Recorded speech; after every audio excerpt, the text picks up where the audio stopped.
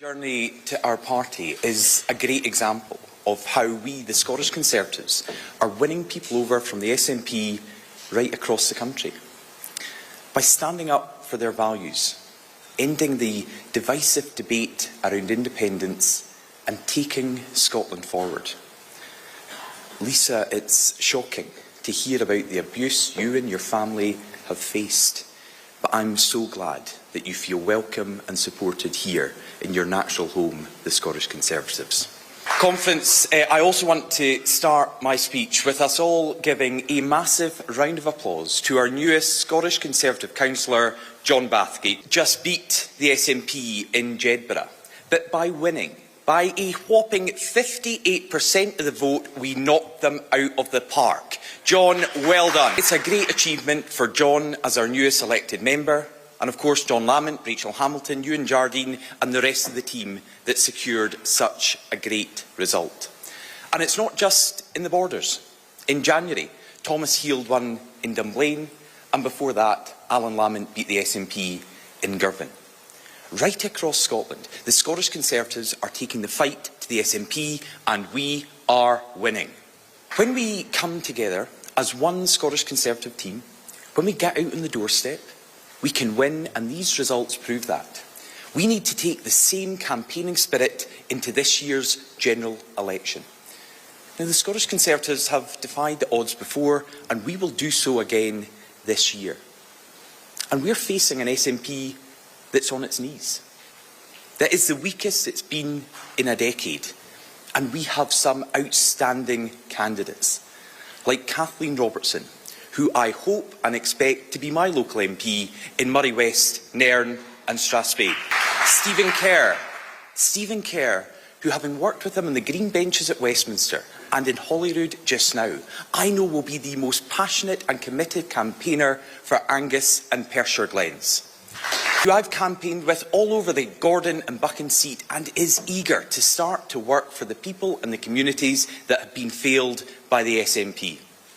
And Martin Dowie in Ayr, Carrick and Cumnock, leading the council in South Ayrshire and leading the fight for the Scottish Conservatives to beat the SNP in that seat. Just some of our incredible candidates for this year's election. As Megan and Craig, our great deputy leader and party chair, said yesterday, conference, let's put in the hard work, let's take our message from this hall to the Scottish people, let's get out there and win.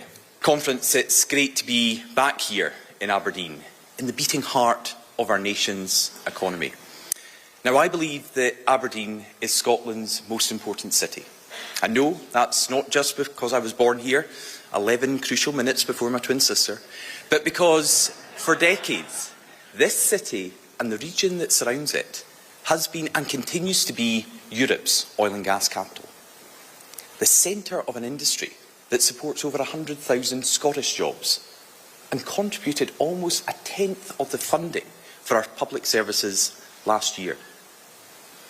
Yet almost as amazing is the opportunity to lead the world in the development of renewable energy, making an essential contribution to not just Scotland, but the whole of the United Kingdom's transition to net zero. Workers and businesses in this city and across the northeast of Scotland stand on the brink of a renewables revolution that could build the backbone of the Scottish economy for the future, creating highly skilled, well-paid jobs, driving forward growth while cutting bills for families. And it's a revolution that will be funded and driven by the expertise we see in the oil and gas sector today. Yet all of this is being put at risk by an anti-Aberdeen, anti-North East alliance. A partnership between Labour and the SNP determined to close down Scotland's oil and gas sector and put a bright future that it currently holds at risk. Keir Starmer, Anas Sawar and Humza Yousaf are lining up together to tell companies not to invest here, not to create jobs, not to stay in Aberdeen. Now, Humza Yousaf now claims he supports oil and gas, but oil and gas workers won't be fooled by his apparent change of heart. Labour's energy plans would risk jobs, hurt businesses and ruin Scotland's economy. Humza Yousaf is disappointed, not because of the damage those plans would undoubtedly do, but because he didn't think of them himself. Because Labour's plan sounds a lot like it was written by the SNP. Humza Yousaf and his party are false friends of the oil and gas industry. Humza Yousaf opposes new investment in the sector, just like Labour. Humza Yousaf is against new licences in the North Sea. He's against the Cambo development. He's against the Rosebank energy field. The gap between Humza Yousaf's words and his actions used to be wider than the Clyde. Now they're wider than the North Sea. Just look at who he's got in government with him. Humza Yousaf has said his party's coalition deal with the extreme anti-oil Greens is worth its weight in gold. Conference. No champion of the North East would ever use that phrase to describe Patrick Harvey and Lorna Slater. The Greens want to shut down Scotland's oil and gas industry. Not in 30 years, or 10 years, or even 1 year. They don't even want to wait until next week. They think it should have been shut down yesterday. They wished it was closed years ago. That's who Humza Yousaf has sitting round his cabinet table taking decisions for the future of Scotland. The reality is that Labour and the SNP are in unison in talking down Aberdeen and the North East. Neither party wants the city to succeed, to continue to be the heart of Scotland's economy. Both would rather that jobs and emissions are outsourced to other countries like Putin's Russia. It's beyond clear that there is only one party standing up for the jobs of oil and gas workers, standing up for Scotland's economy, standing up to protect our transition to net zero, delivered here in Aberdeen, standing up for the North East, and that party is the Scottish Conservative. We will always fight for a fair deal for the North East. With our incredible Aberdeen and Aberdeenshire councillors, MPs and MSPs, will always back Scotland's energy sector and Scottish jobs. We will always be on your side, focused on your priorities. That's my promise to voters in this part of the country for the election that will come later on this year. Come on, let's remove the SNP and get the North East to net zero this year. Conference. When I last spoke to you in Glasgow, Humza Yousaf had been SNP leader for a mere 5 weeks. Now he's almost a year into the job. Yes, it has only been that long. But what a year it has been. His predecessor, Nicola Sturgeon, the woman he idolised, who he described as the most impressive politician in Europe and said he was the continuity candidate for, well, she's been arrested, along with her husband, the former chief executive, and the party treasurer. And the SNP today remain under police investigation. Humza Yousaf, alongside his mentors, Nicola Sturgeon and John Swinney, have seemingly misled 2 public inquiries over the retention of pandemic messages. His government lost their court challenge over Sturgeon's gender self-ID bill, and under Scottish Conservative pressure had to drop many of its nonsensical plans, from the deposit return scheme to highly protected marine areas. The number of U-turns would make you dizzy. And the SNP have descended into infighting. One MSP even said this week that his party under Humza Yousaf had become authoritarian. He's a bit late. You know, many of us have accused the SNP of that time and time again. We claim that they're running a nanny state, but maybe that was a bit unfair. Even nanny would allow you to have your porridge. And of course, who could forget the disgraceful resignation, finally, of the former Health Secretary, Michael Matheson. A man Humza Yousaf hand-picked to run the health service in Scotland. Well, he somehow racked up an £11,000 roaming bill while on holiday in Morocco, and then charged it to the taxpayer, saying it was for parliamentary work. Now, if that was true, Morocco Mick would have been typing and sending emails every 10 seconds for an entire day. Nobody believed it, except, of course, the gullible Humza Yousaf. And then the story changed, and Matheson admitted his kids had been watching the Old Firm game, which he, as a massive football fan, claimed he was completely unaware of. So we've got to picture this scene. The children are encouraging to watch the match, and they say, Dad, come and see what's happening in the Old Firm match. And the reply goes, sorry kids, I can't at the moment. I'm answering my 8,640th email of the day.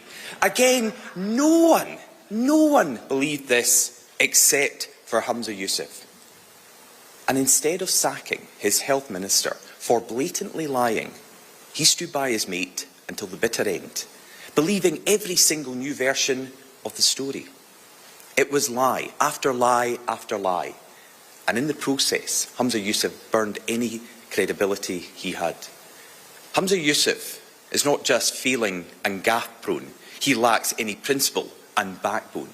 He would rather play the sycophant to Nicola Sturgeon than address the damage that her shameful legacy has done to our country. He would rather cover up the tracks of his predecessors and keep the bodies buried than deliver openness and transparency. He would rather be the fall guy for 17 years of SNP incompetence and secrecy than step up and be his own man. Humza Yousaf is totally unfit to be Scotland's First Minister. In WhatsApp messages revealed by the UK COVID inquiry, Humza Yousaf said, I am winging it and will get found out sooner rather than later. Conference, we all knew that a long time ago. Humza has been found out in every job he's done. He was the Transport Secretary when the trains never ran on time and celebrated the launch of a ferry with painted-on windows. He was the Justice Secretary who left police at breaking point and brought in the disastrous Hate Crime Act. He was the Health Secretary who let waiting times spiral out of control and Audit Scotland said had no vision for the NHS. Only in the SNP would he fail upwards. And he has been found out, not just by the public, but increasingly by his own party. Now, let's be honest, we've all called him useless. We have. Plenty of other people have called him useless. But I didn't realise he thought it himself. Conference, we need better than a First Minister who is winging it with the lives and livelihoods of Scots. This general election this year is our opportunity to send Humza Yousaf packing. But it's not just Humza Yousaf who's been found out. It's the whole rotten SNP government. Now, we all remember the bold SNP claim that world leaders were lining up to ask them for advice. Really, we've got to wonder what they were calling up about. Were they asking the SNP how to build ferries? Or maybe how to deliver key roads on time? Or wait, did they think the Nats could tell them how to win a referendum? No, they failed on all these things. And the idea that Joe Biden or Emmanuel Macron have Humza Yousaf on speed dial for advice is absolutely laughable. Because the truth is, of course, the SNP have an appalling record in governing Scotland. On health, 1 in 7 Scots, over 800,000 people, are on an NHS waiting list. On education, Scotland has reached record lows in every subject in international league tables. And on our economy, Scotland's growth has lagged behind the rest of the UK, costing our economy more than £8 billion. Nobody can deny that this is a record of failure. Compared with 2007, in Scotland today, your job prospects are narrower. The education your children will receive is poorer. And when you or your loved ones need it most, the NHS will take longer to help you. We aren't just living poorer lives. The lives that we live are shorter as well. Drug and alcohol deaths are higher. Scotland has some of the worst 5-year survival rates for the most deadly cancers in the developed world. Worse still, life expectancy in Scotland is the lowest of any part of our country and has fallen for the last 3 years. Under the SNP, Scotland has become the sick man of the United Kingdom. On every front, our quality of life is getting worse, and this nationalist government are to blame. They say they're stronger for Scotland, but Scotland has not become any stronger during their time in power. Our horizons have shrunk. We've become bitter and inward-facing, more interested in fighting each other, in arguing about the names of cafes than tackling the big issues facing our country. In nationalist world, who cares about roads and hospitals when you can play at being Jacobites and redcoats? We are living in the past instead of facing the future. Is that really what we want our country to be? And what kind of future will that be anyway? Education. Education was supposed to be the SNP's #1 priority. But the next generation of Scots are leaving school with fewer skills than their parents. And more international students are winning places at our universities instead of homegrown talent because the SNP's cap on places. The late Winnie Ewing's famous nationalist slogan from 1967 was "Stop the World. Scotland wants to get on." Yet under this SNP government, Scotland has stopped while the rest of the world has carried on. And that is something we must all regret. This year marks the 10th anniversary since independence referendum. 10 years since Let We Never Forget conference, the campaign to stay part of the United Kingdom prevailed. Yet instead of accepting the result and healing those divisions, the SNP inflamed them. They continued to push for a rerun of the contest again and again and again. They ignored the result. They didn't even try to bring our country back together. And now, despite going through COVID, a global cost of living crisis, and 3 First Ministers, nothing has changed. The SNP have continued to campaign for independence, and as a consequence, we remain a divided nation. A nation stuck, not going anywhere. So long as the SNP government stays in office, they will continue to split Scotland, to further their own political obsession and hold on to power. We've seen it happen for the last 17 years, and the future will be no different. Humza Yousaf has been very clear.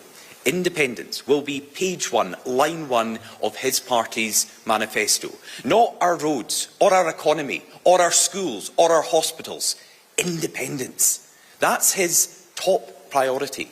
That's the only priority of his party. They are never going to change.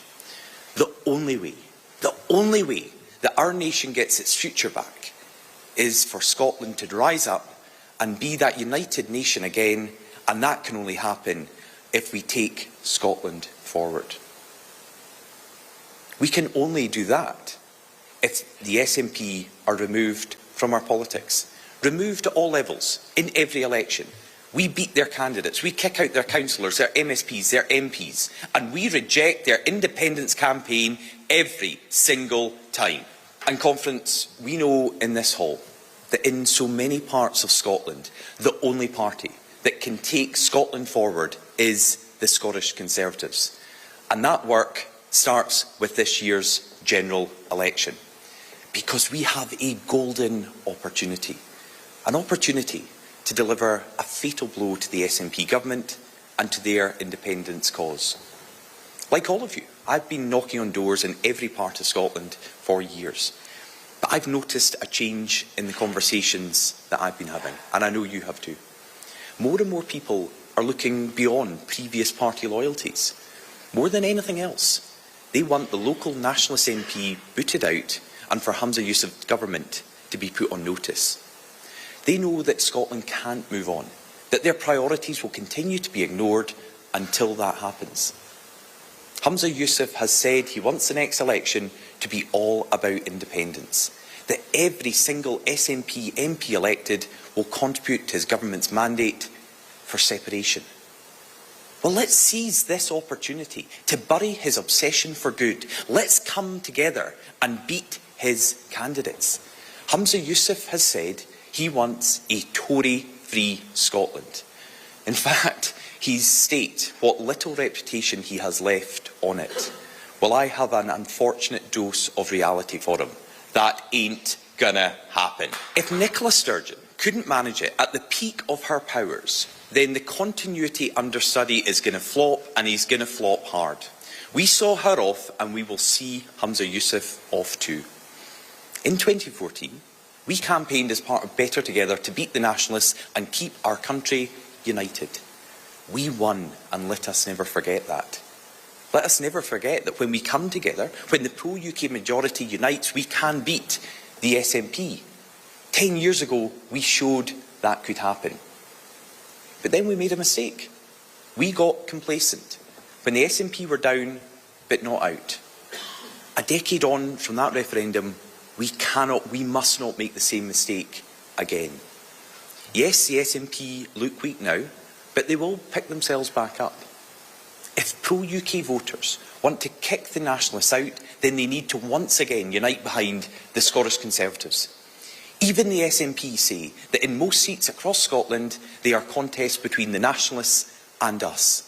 So if the pro-UK majority gets behind us, then we can beat the SNP and take Scotland forward. Let's seize this opportunity to make sure that Humza Yousaf is found out for the last time.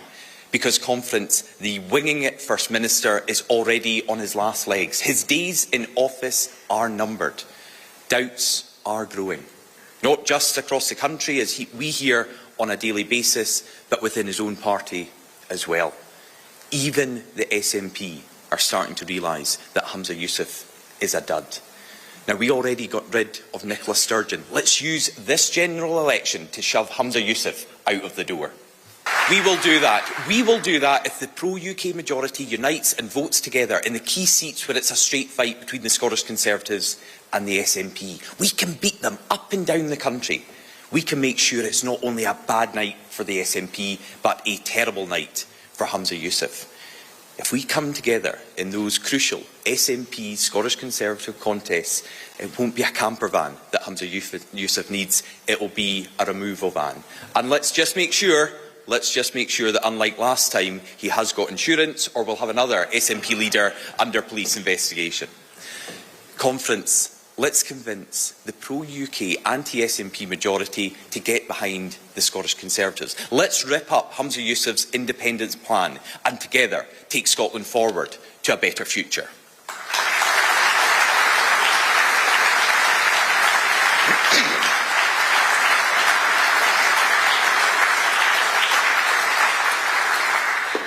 However, beating the SNP and moving the country on from Humza Yousaf's independence obsession is only half of the task. If we want to take Scotland forward, then we need to have the policies and the plans to tackle the big challenges our nation faces, to undo the damage that 17 years of SNP government has created. It's the responsibility of an aspirational party to do the work and come up with those plans. I became leader of our party 4 years ago to stand up for the communities that have been left behind by the SNP, to make the case for a forgotten Scotland that Holyrood too often ignores.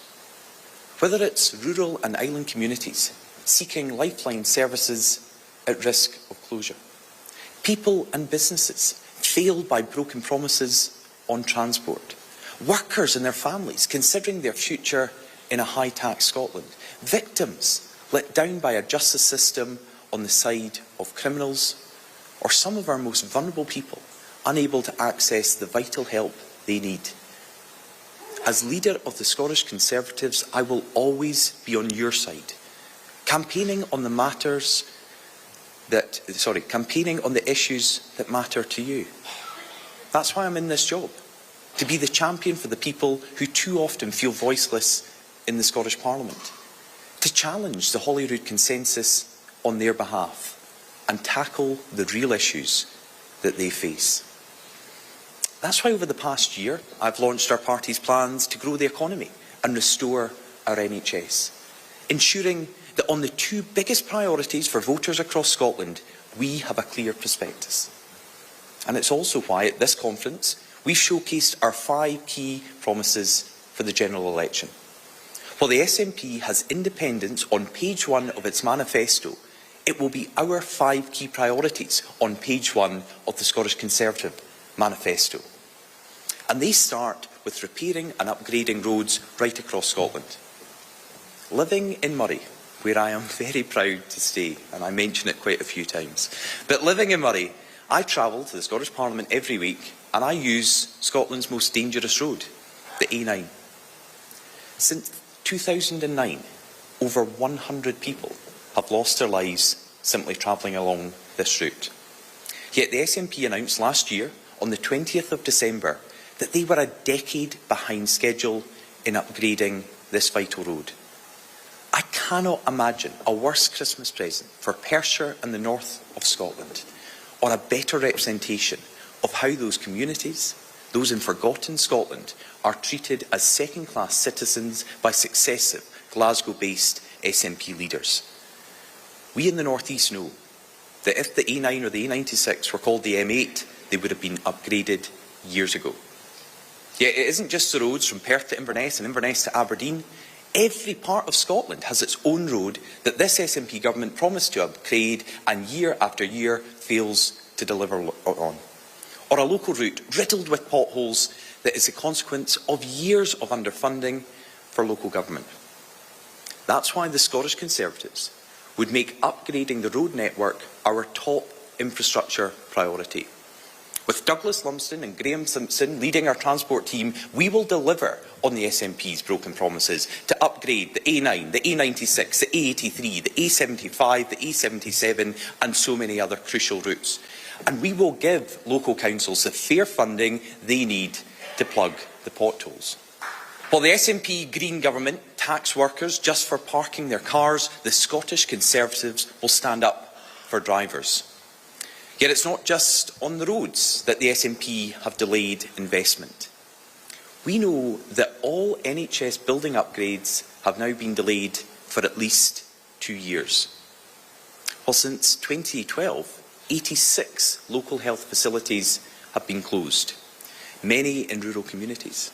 So on one hand, we have rampant centralisation, but on the other, we have no new investments being made and facilities that are left to ruin. The SNP are running our NHS into the ground, and a succession of health ministers have been more interested in saving their jobs than saving patients. Contrast that with our health spokesperson, Dr. Sandish Kulhani, a man who entered into politics to stand up for healthcare workers and patients. As Scottish Conservatives, we know that closing local facilities is a false economy that only puts further pressure on the rest of the NHS. As the MP for Moray, I've been working with the Save Our Surgeries group, campaigning to reinstate the GP services in Burghead and Hopeman. These facilities are crucial to both the villages, and thousands have signed the petition to get the surgeries reopened. So far that's fallen on deaf ears with the Scottish Government and the Health Board. But next month they'll be in Holyrood after I secured a members' debate about their future. We all know how vital these local practices are to our own communities, and that's why we would ban further closures in health care facilities. And we would also recruit 1,000 additional GPs to ensure that no one, anywhere in Scotland, has to wait longer than a week for an appointment. Now, another essential service that is in dire need of fresh leadership is our education system. Scotland's schools used to be the envy of the world, yet now, under the SNP, perform worse than Latvia or Slovenia in maths and science. Nicola Sturgeon said in 2016 that closing the attainment gap was her #1 priority, but since then it has barely moved. As a father, I want my 2 boys to have at least the same standard of education that I enjoyed when they go to our local schools. Yet this SNP government is ripping up everything that makes Scotland's schools great. Jenny Gilruth couldn't even be bothered to read a teacher survey about school violence in Aberdeen. What hope do we have if the Education Secretary won't even do her own homework? But seriously, it is the Scottish Conservatives who are the only party that are bringing forward plans for our education system and standing up for Scottish education traditions. Our education spokesperson, Liam Kerr, is drawing up plans to reduce class sizes, reinforce discipline in our schools and restore our traditional exam system. Yet it's not just in schools that people feel less safe in the SNP's Scotland. Crime has risen to its highest level since 2018, and violent crime has increased to its highest level for more than a decade. Yet in response, the SNP have cut 1,000 police officers and closed 140 local police stations in a decade. And at the same time, they've reduced sentences and introduced a presumption against short prison sentences. In the SNP's Scotland, a man under the age of 25 will not automatically go to prison if they commit rape. What kind of country do we live in if rapists can avoid jail? The SNP's soft-touch justice system is a gift to the worst of Scotland's criminals and a disgrace to the victims. That's why we've got plans to introduce a victims' law, to put the justice system on the side of the victims, not the perpetrator. And why our justice spokesperson, Russell Finlay, has announced at this conference our plans to reform the Scottish Sentencing Council to include more representation from victims. Conference, unlike the Holyrood consensus parties, the Scottish Conservatives will always stand for harder sentences on dangerous criminals. We will always believe that crime must be punished. Yet, and I declare, as a very proud husband of a serving police officer, it's also essential that we give the police the resources as well as the powers to keep Scotland's streets safe. That's why we would put 1,000 extra police officers onto our streets so they can do the job and properly tackle the crimes that blight our communities. But let's be clear, none of this can happen unless we grow Scotland's economy and allow more sustainable investment in our public services. One of the biggest barriers we face to achieving this is higher taxes. Scotland is the highest tax part of the United Kingdom, and it's a position supported by every other party in the Scottish Parliament, the SNP and the Greens, but also Labour and the Liberal Democrats. It's only the Scottish Conservatives and our economy and finance teams, led by Liz Smith and Murdo Fraser, who are standing up against the Holyrood consensus of higher taxes, who believe that it's unfair for workers in Scotland to pay more than their counterparts in the rest of the United Kingdom, but get less. We are Scotland's only pro-business, pro-worker, pro-growth party, and we go into the next general election with a promise to cut taxes for Scottish taxpayers. We know this is the best way to stimulate Scottish growth, to give families more money in their pockets and over the long term fund our public services. Conference, these are the 5 pledges we're promising to voters at the upcoming general election. We will fight a campaign focusing on turning the page on constitutionalism, with a clear plan to beat the SNP in seats up and down the country, so we can deliver on the real priorities the Scottish people have, and we, Scottish Conservatives, can take Scotland forward. Conference, this year's general election could not be more important.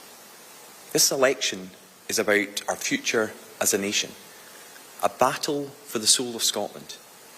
For the last 17 years, the SNP have dominated Scottish politics, and look what has happened to our country.